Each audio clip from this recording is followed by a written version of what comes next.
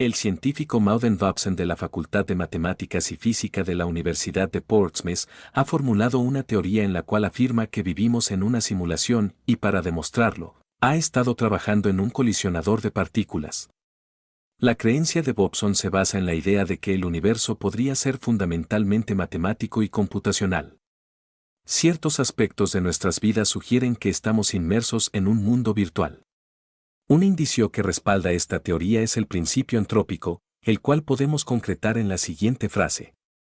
El mundo está creado tal cual debido a la necesidad de permitir la existencia de seres que puedan preguntarse: ¿por qué es así?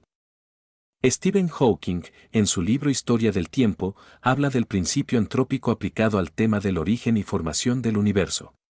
Hawking menciona: apreciamos el universo en la forma que es porque nosotros existimos. Concluye afirmando que si el universo no fuese como es, nosotros no existiríamos y que, por lo tanto, preguntarse cómo es que existimos no tiene sentido. Entonces, dicho de una manera simple, cualquier teoría sobre la naturaleza del universo debe permitir nuestra existencia como seres humanos y entes biológicos inteligentes en un tiempo y espacio concreto del universo. Este principio posee dos variantes: el principio entrópico débil, el cual postula: debemos estar preparados para tener en cuenta el hecho de que nuestra ubicación en el universo es necesariamente privilegiada, en la medida de ser compatible con nuestra existencia como observadores. Y el principio antrópico fuerte: el universo debe estar diseñado de tal manera que admita la creación de observadores dentro de él en algún momento. En este punto estamos entrando en los terrenos de la física cuántica. Vabsen analiza cómo todo en el universo parece confluir en la creación humana y por lo tanto, podría tratarse de una simulación diseñada por una civilización muy avanzada. Los límites de las velocidades del universo implican que podrían regularse mediante la velocidad del procesador de un computador. Las partículas elementales son como píxeles y el universo se puede descomponer en su unidad más pequeña. La simetría observada en el mundo que nos rodea puede explicarse por cómo las máquinas representan digitalmente el mundo. El número áureo, también llamado número de Dios, es un número irracional que, al poseer esta característica, no es posible representarlo con exactitud como una fracción decimal. Se puede seguir calculando cifras, pero nunca se alcanza la última. Su representación decimal es infinita y no tiene periodo. Una de sus propiedades es la relación o proporción geométrica, ampliamente encontrada en la naturaleza que nos rodea, dando un carácter estético a aquellos objetos que guardan la proporción áurea. Desde los diminutos copos de nieve hasta los planetas, podemos observar este patrón. Los cristales de hielo presentan hasta dos estructuras y la forma más común es la hexagonal que les brinda la molécula de agua, y está determinada por la temperatura y la humedad en la nube.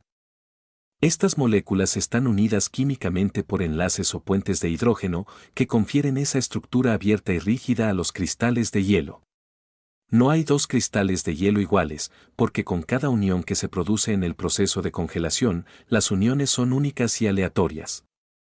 Las estrellas errantes en su recorrido por el circuito del cielo, hacen un movimiento retrógrado en el momento que se encuentran en oposición al Sol. Solo los planetas interiores, Mercurio y Venus, lo hacen pasando por el interior del Sol. Venus retrograda al Sol 13 veces en 8 años, cercano a la constante phi, el número áureo o divina proporción, formando un mandala con el centro semejante a una estrella o flor de 5 puntas. Mientras que Mercurio retrograda 29 veces al Sol en 7 años, creando un mandala con 22 pliegues, cercano a pi. El movimiento de estos planetas son una geometría perfecta y de vibración única en los cielos, que describen patrones matemáticos coincidentes con constantes encontradas en la naturaleza. Como pi y phi, constantes de magistral belleza dignas de un arquitecto, un dios que dejó su legado por escrito para que apreciemos su majestad y señorío. Vabsen cree que la información es la clave y que el quinto estado de la materia contiene la respuesta. Este quinto estado se observa en algunos materiales que alcanzan el cero absoluto. De este modo las partículas pasan a un nivel mínimo de energía, logrando su estado fundamental. Según Vabsen, cuando una partícula y su antipartícula con cargas opuestas chocan, se produce un destello de luz, lo que indica que las partículas contienen información que intenta escapar. Esto sugiere que nuestra realidad es probablemente un programa de computadora y que somos personajes de una simulación a gran escala. En un mundo real, existirían cosas que nosotros denominamos imposibles, pero en un mundo de simulación las imposibilidades dejan de ser un cuestionamiento. El entrelazamiento cuántico es similar a la realidad virtual, donde dos personas pueden contactarse sin acercamiento físico. Ciertas partículas solo parecen existir en lugares específicos si se observan o miden, y la realidad requiere que exista un observador o programador. La aseveración más controversial de Mauden-Vobson es que en la Biblia existen pruebas de tal simulación. Vobson señala, el código que dirige la simulación no está separado de lo divino, sino que es parte integrante de él. Vamos ahora a analizar lo tocante a este tema. Vemos aquí que Vobson posee una idea muy cercana a la realidad, y aunque no podemos asegurar el tener la verdad absoluta, podemos conciliar ambas partes y aportar un poco de luz al respecto. Desde nuestro terreno espiritual. En el Evangelio de Juan leemos lo siguiente: en el principio ya existía la palabra, y aquel que es la palabra estaba con Dios y era Dios. Él estaba en el principio con Dios. Por medio de él, Dios hizo todas las cosas, nada de lo que existe fue hecho sin él. En él estaba la vida, y la vida era la luz de la humanidad. Esta luz brilla en las tinieblas, y las tinieblas no han podido apagarla. Este versículo es uno de los más conocidos en la Biblia, y encierra una gran revelación acerca de la naturaleza divina del Creador y la propia naturaleza de la creación, o como lo conocemos, el llamado universo. En el principio de este mundo que se compone de materia ya existía la palabra. Para Vobson se trata del código con el cual se formó el universo, para nosotros se trata de Jesucristo, quien era asimismo Dios, por medio de él, es decir, la palabra o el código, Dios, el programador o gran arquitecto, diseñó el universo y todo lo que hay en él. Sin este código nada de lo que existe fue hecho sin él. En este se encuentra el misterio de la vida. En la carta a los Hebreos, Pablo nos da más revelación acerca de esto. Dios, habiendo hablado muchas veces y de muchas maneras en otro tiempo a los padres por los profetas, en estos postreros días nos ha hablado por el Hijo, a quien constituyó heredero de todo, y por quien asimismo hizo el universo, el cual, siendo el resplandor de su gloria, y la imagen misma de su sustancia, y quien sustenta todas las cosas con la palabra de su poder. Jesucristo es el que sustenta todo el universo por medio de su palabra. Las cosas que no alcanzamos a comprender las entendemos por medio de la fe, la cual es la certeza de aquello que se espera, es una clara convicción de aquello que no percibimos con nuestros sentidos. Por la fe entendemos haber sido constituido el universo por la palabra de Dios, de modo que lo que se ve fue hecho de lo que no se veía. Hebreos capítulo 11 verso 3. La materia tiene su origen en lo espiritual. En el segundo libro de Enoc se menciona que Dios tuvo el deseo de asentar fundamentos y de crear las cosas visibles. Yo ordené que desde los sitios muy bajos, que las cosas visibles bajen de lo invisible, y Adoi bajó muy majestuoso, y yo le observé, y, he aquí, que traía un vientre lleno de gran luz. Y yo le dije, ábrete, Adoi, y deja que lo visible salga fuera de ti, y él se abrió y una gran luz salió fuera. Y yo estaba en el medio de la gran luz, y así fue como nació la luz de la luz. De ahí surgió entonces un gran periodo, y mostró lo que es creación, la cual enseñé yo a crear. Y yo vi que lo que había creado era bueno. Y yo instalé un trono para mí, y tomé asiento en él, y le dije a la luz: ve tú allá arriba y te fijas por ti misma en la altura sobre el trono del Señor, y sé el fundamento de los grandes eventos. Y sobre la luz, allá, no existe nada más, y entonces me incliné y miré hacia arriba desde mi trono.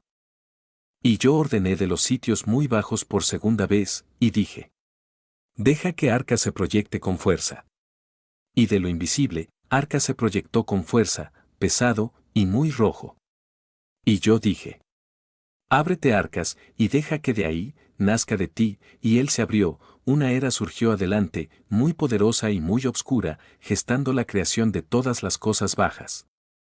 Y yo vi que esta obra era buena y le dije a él: ve tú más abajo, y hazte firme, y sé un pedestal para las cosas bajas, y así fue, y él se fue abajo y él mismo se fijó, y fue el principio para las cosas comunes. Y más bajo que la oscuridad no hay nada más. Segundo libro de Enoc 25 y 26. ¿Podría ser que tome más sentido el origen del universo desde la perspectiva del libro de Enoc? En Hebreos ya vimos que el universo visible se creó a partir de lo invisible, y que dicho universo es el resplandor de la gloria de Dios, y la imagen misma de su sustancia, es decir, la luz. Ahora vamos a cambiar un poco el sentido de las palabras de Enoc, solamente como una posibilidad y no una aseveración. Adoi proyecta la luz que en sí misma ya trae consigo el código de la creación. Dios desde su trono ordena a la luz que sea el fundamento de los grandes eventos en el origen del universo material, después Arca se proyecta con gran poder y da lugar a la creación de la materia. Peter Warheggs es el físico británico que propuso la teoría del origen de la masa de las partículas elementales. A través de la ruptura espontánea de la simetría, es decir, las leyes de conservación y otras propiedades de un sistema dinámico que, cuando caen en un estado de vacío, crean estas partículas. Imaginemos la conformación simétrica de un cristal perfecto que no cambia. La simetría es el hecho de que algo se observa igual desde diferentes puntos de vista. En matemáticas y física, un grupo espacial es el grupo simétrico de una configuración en el espacio, generalmente en 3 dimensiones. Estas 3 dimensiones es como comprendemos nuestro mundo, es la conformación propia de la materia. Cuando esta simetría es trastocada, surgen nuevas partículas. Es este llamado mecanismo de Higgs, el cual predijo la existencia de una nueva partícula que da origen a la masa, el bosón de Higgs. Cuando ocurre la ruptura espontánea, las partículas elementales y las partículas portadoras de fuerza adquieren masa. La partícula de Higgs ocupa los espacios de forma espontánea, rompiendo la simetría, y las partículas como los electrones son bloqueados por el bosón de Higgs impidiendo su movimiento. Esta dificultad para moverse es lo que se traduce como adquirir masa. Los bosones no son constituyentes de nada, pero su papel es hacer que el resto de las partículas interaccionen. La importancia del bosón de Higgs radica en el hecho de ser el responsable de que las partículas posean masa, ya que éstas son tan diminutas que su masa corresponde a casi cero.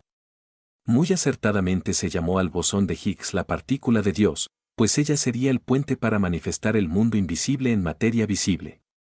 Los físicos habían pensado que si pudiesen explicar la interacción de estas partículas elementales con las 3 fuerzas nucleares, es decir, la interacción nuclear fuerte, la interacción nuclear débil y la fuerza electromagnética, se podría explicar todo el origen del universo.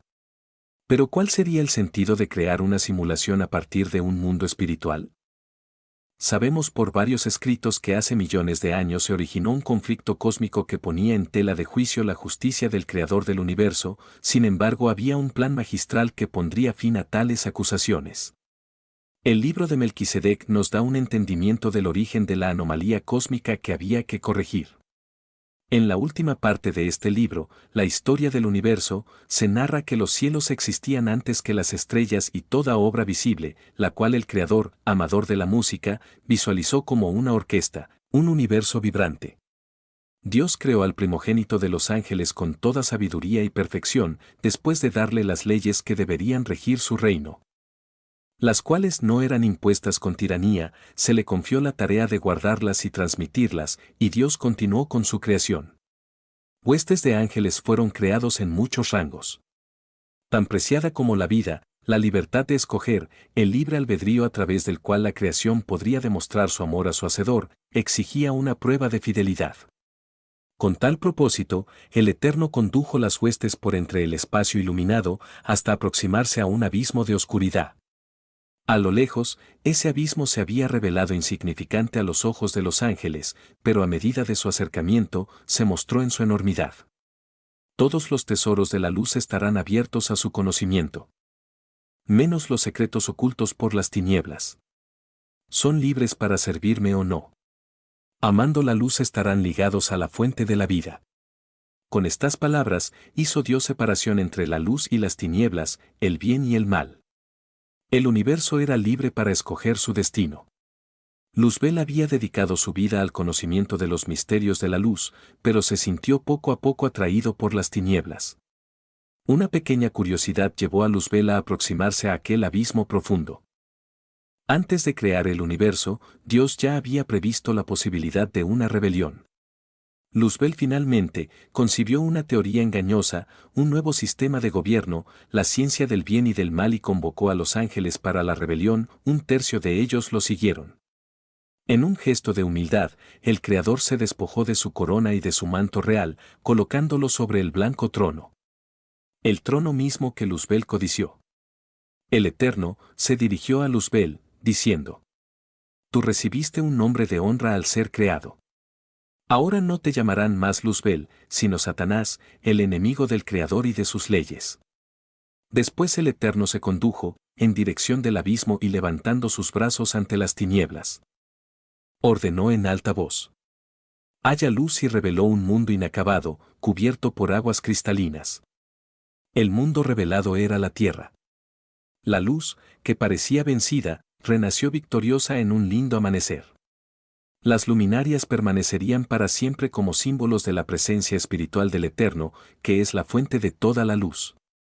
Contemplando el espacio oscuro y vacío que se extendía alrededor de la tierra, con potente voz ordenó: haya luminarias en la expansión de los cielos, para que haya separación entre el día y la noche, sean ellos por señales y para tiempos determinados, para días y años. Y sean por luminares en la expansión de los cielos para alumbrar la tierra. Todo indicaba que el Eterno demostraría no ser tirano ni egoísta.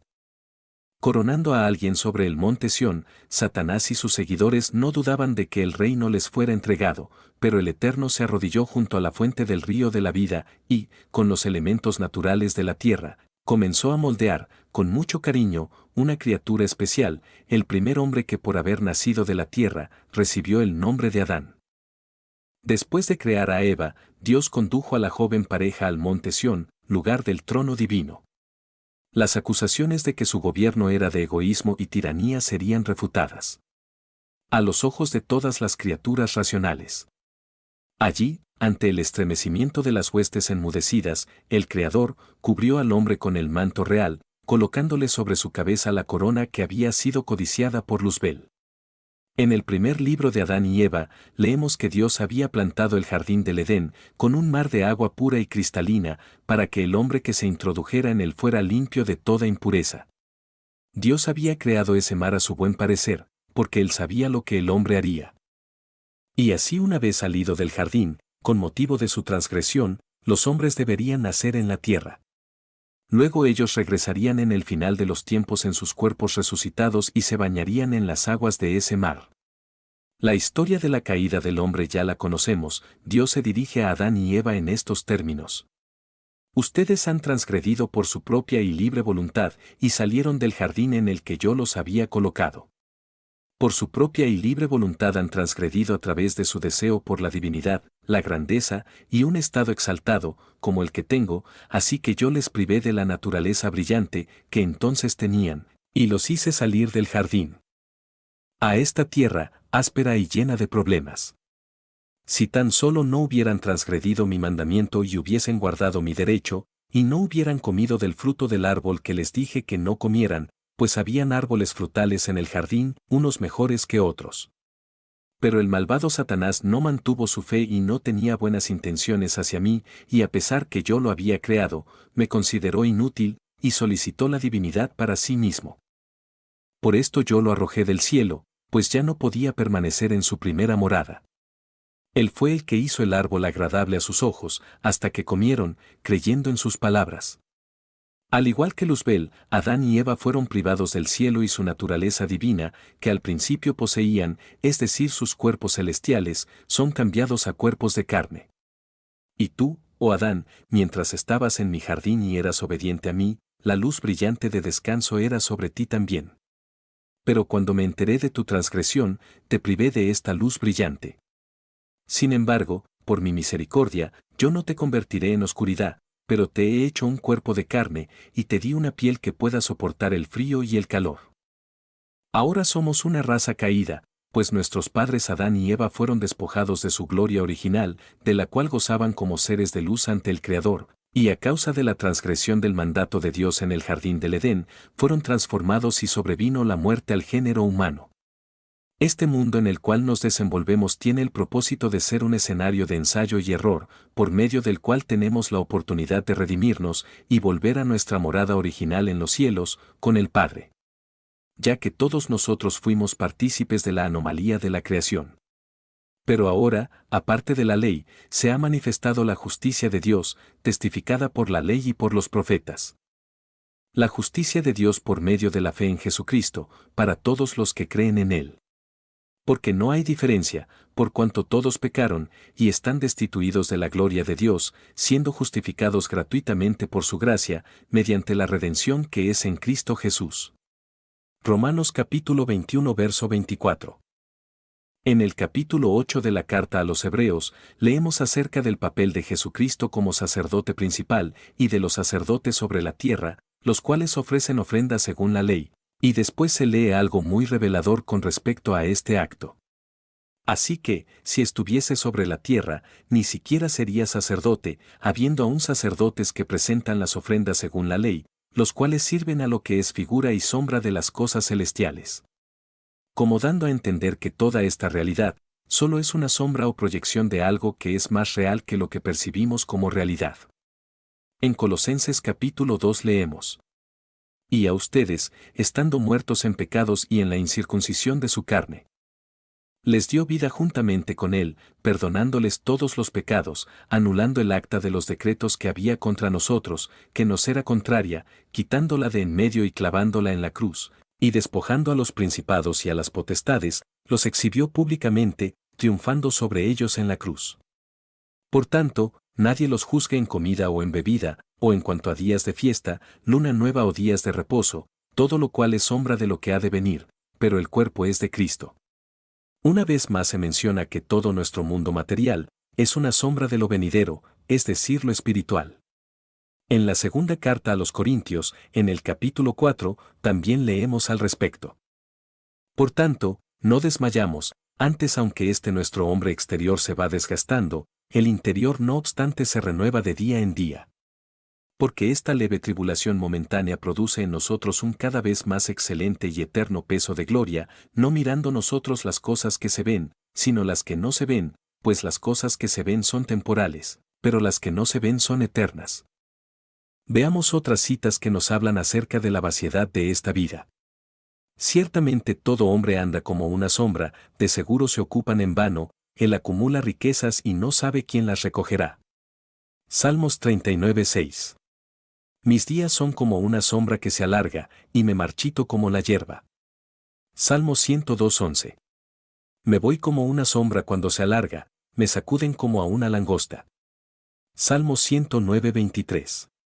Porque quién sabe qué es bueno para el hombre en la vida, todos los días de su vana vida que pasa como una sombra. ¿Quién puede decirle a un hombre lo que sucederá después de él bajo el sol? Eclesiastés 6:12. Pero a los impíos no les irá bien, ni prolongarán sus días. Que son como sombra, porque no temen delante de Dios. Eclesiastés 8:13. Entonces, si es verdad que vivimos en una especie de ilusión o simulación, tendrían sentido muchas cosas a las que denominamos inexplicables o incluso imposibles. Hablo de los fallos en la realidad, anomalías de tiempo y espacio, las realidades paralelas, los actos de verdadera magia, visión remota, predicción de acontecimientos futuros, curaciones milagrosas, y toda clase de habilidades psíquicas entre otras cosas. Inclusive los mismos milagros que Jesús llevó a cabo. Y que nosotros mismos seríamos capaces de efectuarlos, como dice la palabra. Entonces el Señor dijo, si tuvieran fe como un grano de mostaza. Podrían decir a este sicómoro: desarráigate y plántate en el mar, y les obedecería. Lucas capítulo 17 verso 6.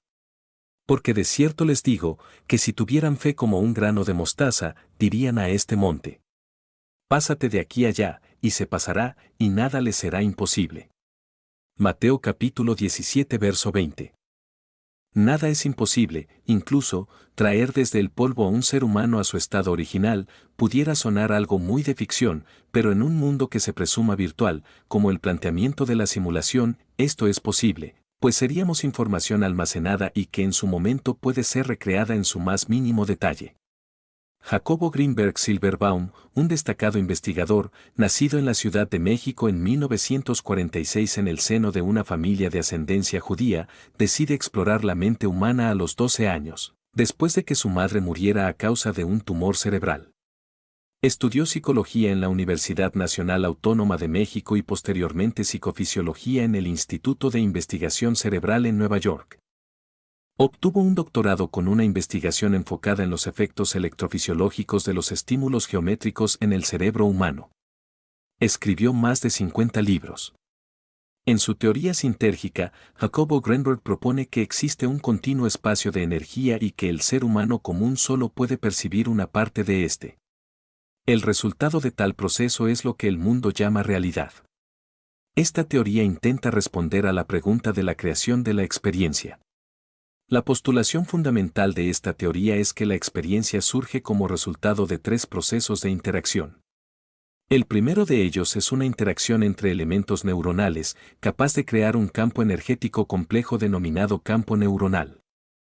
La segunda interacción ocurre cuando el campo neuronal se pone en contacto con la estructura energética del espacio. La interacción entre el campo neuronal y el espacio crea un patrón de interferencia que se denomina estructura energética de la experiencia. El tercer proceso de interacción ocurre entre la estructura energética de la experiencia y un procesador central. Esta interacción es la más misteriosa de todas e implica la existencia de una focalización energética realizada a través de un hipotético factor de direccionalidad. Según explica la teoría sintérgica, cualquier ser vivo que tenga la capacidad de experimentar o sentir puede vivir los tres procesos de interacción. Los niveles de experiencia de cada ser dependen de la complejidad de su campo neuronal y esta, a su vez, de la complejidad del cerebro del cual surge el campo. Jacobo Greenberg dijo utilizar el método científico en estudios sobre chamanismo al intentar combinar ambos en su trabajo profesional con el objetivo de entender el mundo mágico. Además del estudio de la actividad cerebral, sus investigaciones se enfocaron en temas de brujería, chamanismo, telepatía y la meditación. Su teoría sintérgica surgió de su trabajo con Bárbara Guerrero, una médium curandera y sanadora mexicana, quien realizaba cirugía psíquica. Greenberg escribió un libro, donde analiza las bases científicas de sus experiencias con ella. Greenberg estaba intrigado por la reputación de Pachita, nombre que le daban a la curandera, por lo que siguió sus procedimientos durante alrededor de un año. Llegó a la conclusión de que su habilidad para sanar era el resultado de dos diferentes realidades. Por un lado, la presencia de un campo neuronal que rodea nuestros cerebros como. Por el otro, la presencia de una red espacio-temporal. A pesar de que la mayoría de los científicos consideran que la habilidad de Pachita para sanar es un fraude, la investigación de Greenberg acerca de la transferencia de potencial en el cerebro se publicó en Physics Access, una revista científica arbitrada. Vamos, yo soy un científico de laboratorio, estudio la actividad cerebral, la fisiología cerebral, me invitaron a conocer a esta mujer, lo que yo vi allí en principio, contradecía todo concepto y todo conocimiento que yo tenía de la realidad. La realidad es solo una representación mental colectiva, el holograma. Existe una organización básica del espacio, esta sería como una matriz, un enrejado, una celosía. La teoría sintérgica afirma que el cerebro humano es capaz de distorsionar la estructura de la lattice en la forma más compleja conocida en el universo, de tal forma que cada una de las actividades neuronales constituye una microdistorsión de la matriz, cada microdistorsión. Cada alteración de esta estructura básica del espacio interactúa entre sí, formando una macrodistorsión compleja. En el entrelazamiento cuántico planteado por Einstein, Podolsky y Rosen, se describe un fenómeno en el que un conjunto de partículas entrelazadas no pueden comportarse como partículas individuales con estados definidos, sino como un sistema con una función de onda única en su conjunto, aun cuando los objetos estén separados espacialmente. Esto lleva a correlaciones entre las propiedades físicas observables. El experimento de la doble rendija es una demostración de que la luz y la materia pueden mostrar características tanto de ondas como de partículas definidas.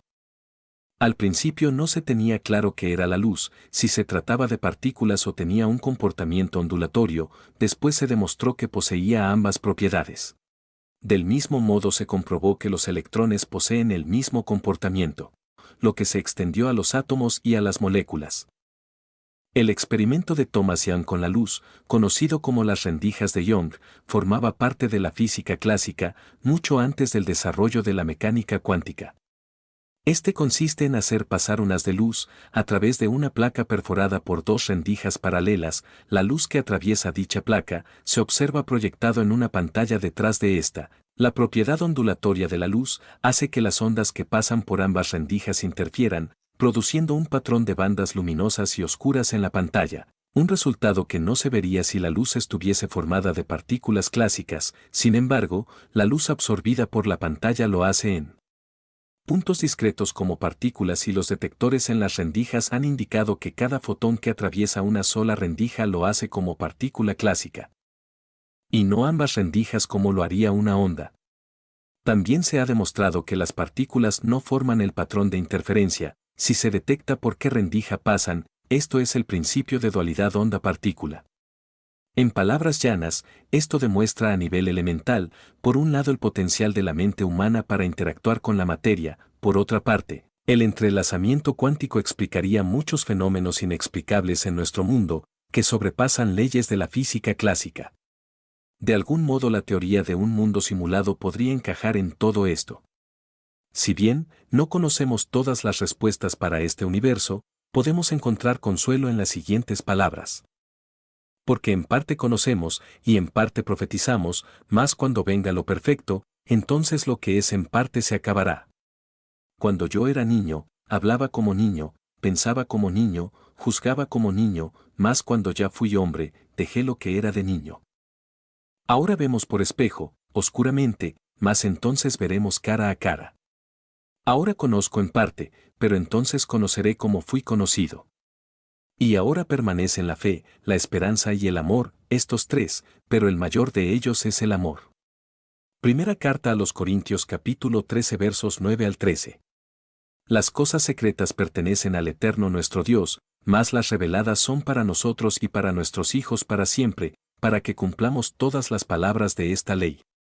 Deuteronomio capítulo 29 verso 29.